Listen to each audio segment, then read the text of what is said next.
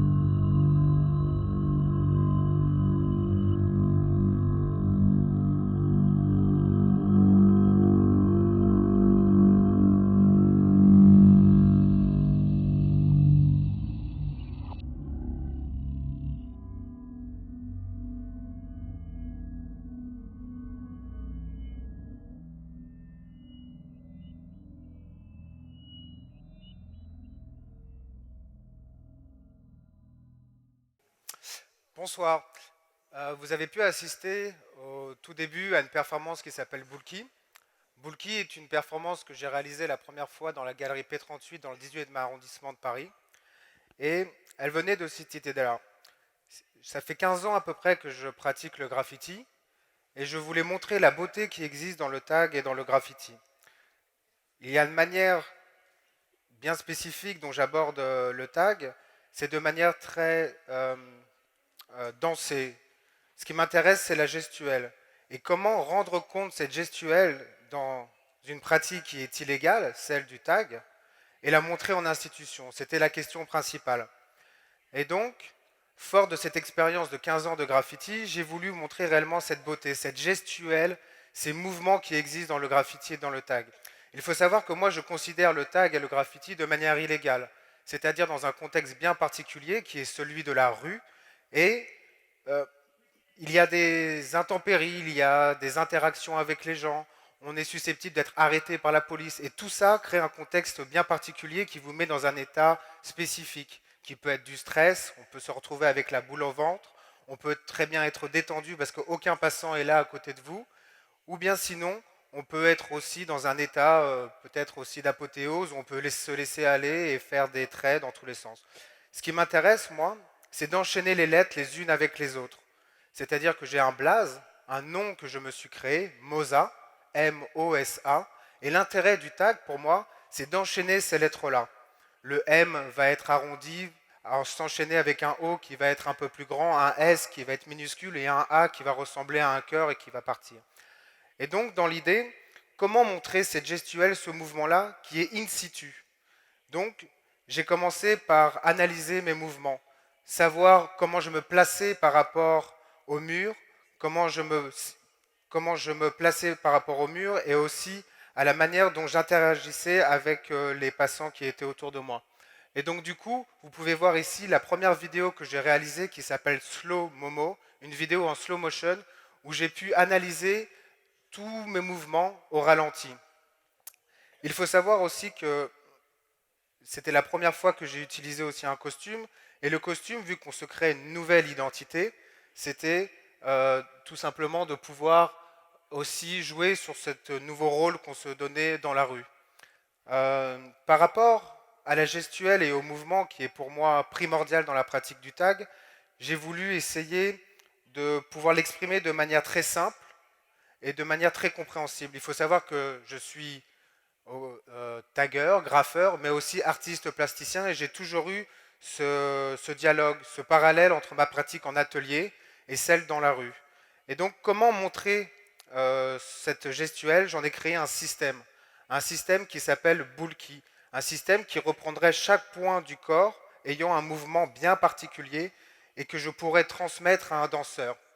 Et donc dans l'idée, j'ai voulu vraiment essayer d'analyser, comprendre mon positionnement dans la rue et dans un contexte qui est vraiment celui de la rue. C'est très important le contexte de la rue parce que c'est ça qui donne toute la puissance et la beauté au tag. Par exemple, ça ne m'intéresse pas de reproduire un tag sur une toile et de la montrer dans une galerie et juste de l'accrocher comme cela. Pour moi, c'est vide de sens. Éthiquement, c'est impossible pour moi. Il y a une mode, celle du street art actuellement, qui s'intéresse juste au final à la graphie qui existe, où on va demander à des artistes issus de milieux urbains ou de la rue de reproduire ce qu'ils font tout simplement sur toile. Ça ne m'intéresse pas. Et c'est aussi un positionnement par rapport au mouvement street art actuel.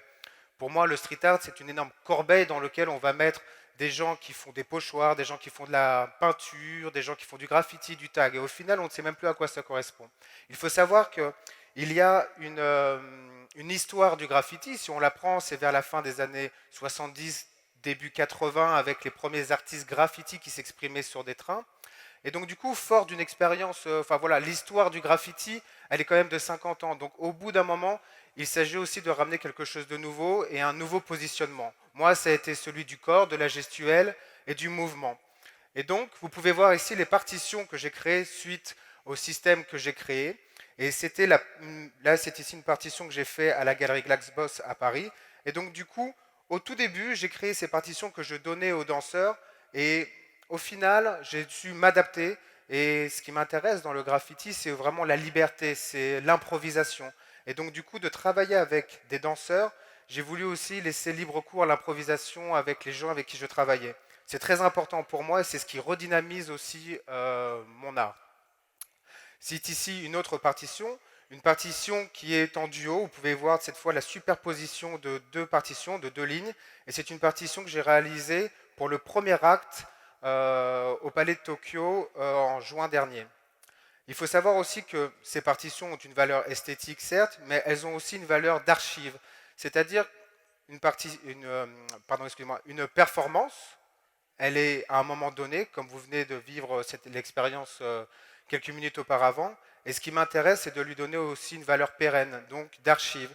Et je les considère aussi, ces partitions, comme des archives.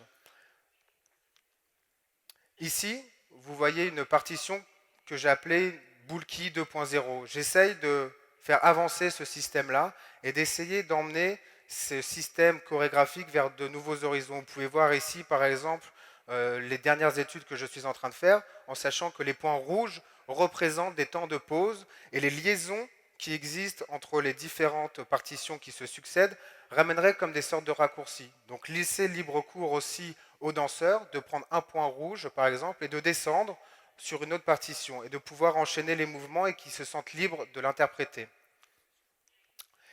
Il y a aussi le rapport à la rue qui est évident dans ma pratique de la performance et elle n'est pas juste à présenter sous forme de spectacle ou d'happening dans des lieux institutionnalisés ou comme ici dans un théâtre, il y a aussi la rue. J'aime aussi cette idée de revenir à la rue, dans l'espace public. C'est très important pour moi.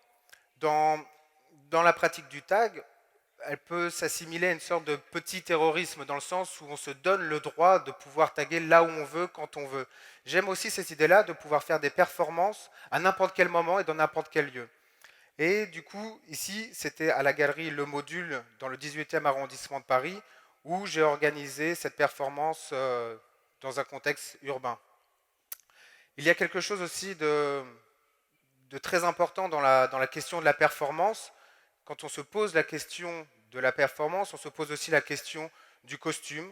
Et donc du coup, ces costumes, ces références viennent des pays que j'ai pu visiter, tels que le Liban, la Syrie ou encore la Tunisie. Et donc du coup, c'est un mélange de plein d'influences aussi au niveau de la culture géorgienne, au niveau du tag et de l'alphabet, mais aussi du costume, la façon dont il est traité sur ce coton qui est rouge, ça rappelle aussi la manière du tag avec le dripping.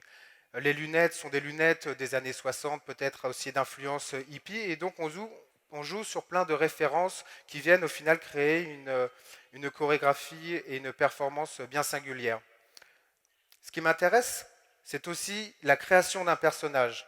Vu que dans le graffiti, on se crée un blaze, un pseudonyme, moi, Moza, pourquoi ne pas créer un personnage dans toute sa complexité? Et donc, du coup, j'ai voulu créer ce personnage qui viendrait être comme une sorte de personnage fictionnel qui viendrait interpréter les rôles que je lui donne. Et donc, j'ai voulu aussi travailler sur l'aspect fantomatique, l'aspect aussi qui peut faire penser aussi à la burqa, qui sont des références aussi par rapport à ce que j'aime en fiction ou bien même en science-fiction avec des œuvres telles que Philippe Drouillet ou bien même des œuvres comme Star Wars. Et donc, j'aime aussi cet aspect énigmatique, fantomatique, voire même spirituel. Ici, vous pouvez voir le dernier tissu que j'ai fait pour la performance qui s'appelle Nous en Tunisie. Donc là, avec un aspect beaucoup plus touareg, avec un chèche qui vient aussi cacher, comme dans la pratique du graffiti où on se cache. La notion de masque et d'identité m'intéresse vraiment. Ici, la performance, Nous en Tunisie. Et donc, au final, ce qui m'intéresse, en partant de la pratique du tag, qui est une pratique qui relève réellement de l'ego, car on appose son nom, comment pouvoir créer un univers fictionnel où chacun des personnages que je viendrai créer animerait une fiction.